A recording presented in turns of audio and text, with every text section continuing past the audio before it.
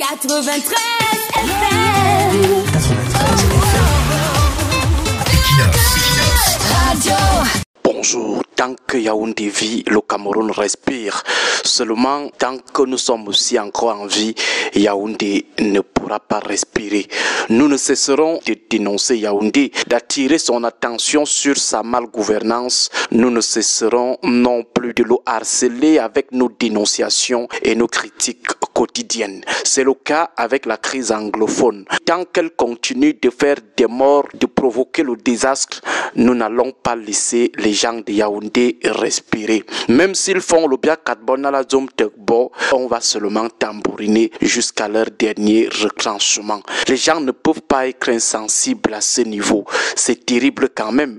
Depuis le début de la rentrée, des milliers d'enfants dans la zone anglophone ne vont pas à l'école à cause des villes mortes décrétées entre guillemets par des ambazoniens.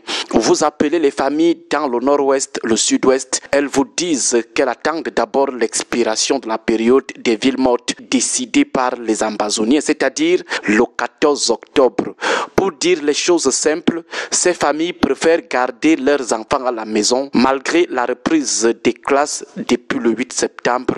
Elles préfèrent les garder et attendre après le 14 octobre pendant un mois et demi avant d'envoyer leurs enfants à l'école. Des écoles sont aussi fermées pour attendre la date fixée par les ambazoniens. Et à Yaoundé, les gars sont calmes. Les élites anglophones font comme si tout allait bien. Le ministre des enseignements secondaires fait comme si elle ne voyait rien, comme si elle n'entendait rien. Pourtant, la situation est un peu plus grave que par le passé, parce que même les villes qui sont restées jusque-là à l'abri des menaces ambazoniennes sont désormais dans la peur, dans l'insécurité. Boya par exemple, c'est désormais aussi la psychose. Des parents gardent leurs enfants à la maison parce que les ambazoniens ont dit que pas de rentrée avant le 14 octobre, parce que les ambazoniens ont dit que pas d'élection, seulement le 14, 2 jours après la tenue du scrutin du 12 octobre.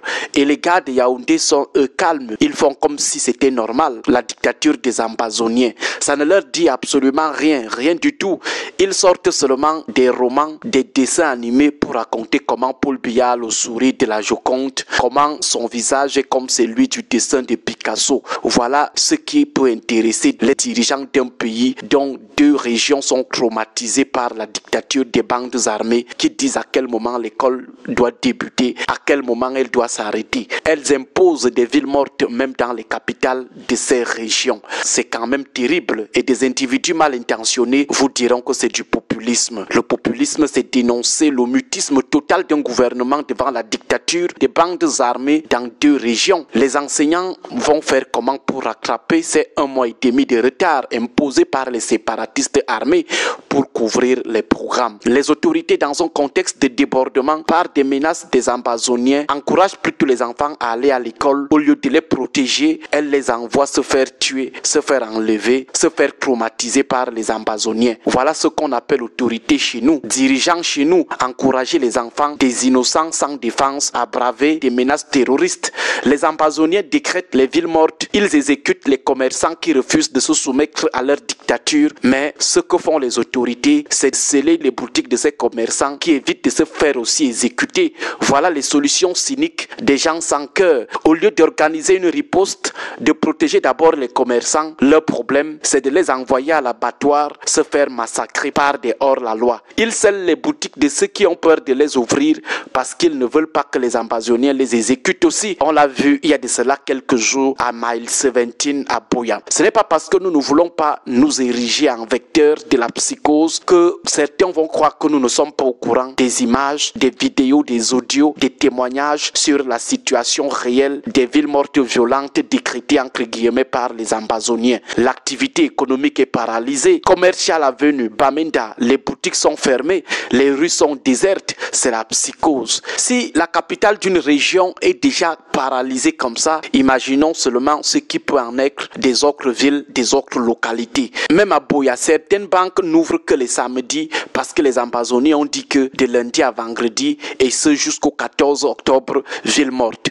Voilà un État qui n'a que 10 régions et 2 de ces régions, depuis 8 ans, sont soumises à la dictature des villes mortes, des bandes armées, y compris dans leur capitale politique. Le gouvernement incapable de mettre les populations en confiance pour empêcher la désobéissance civile imposée par les Amazoniens. Mais ce qui nous choque le plus dans cette histoire, ce n'est même pas trop l'incapacité de l'État à faire quoi que ce soit, mais c'est le je m'en foutisme total, le mutisme total, l'indifférence totale. Les gens font comme s'il n'y avait rien de ce côté. Ils se fichent pas mal de ce que pourraient vivre les populations de ce côté. Ils sortent plutôt les dessins animés d'un homme de 93 ans afin qu'il prenne un autre mandat de 7 ans. Ils sortent des romans pour dire qu'il a le sourire des photos que Picasso dessinait. Mieux, on loue ce pays à un autre État ou alors on le donne tout simplement en location à quelqu'un. Là, on laisse un avocat récupérer le loyer chaque mois et procéder à la répartition afin que personne ne soit marginalisé dans la redistribution des ressources. Bonne journée à vous tous. 93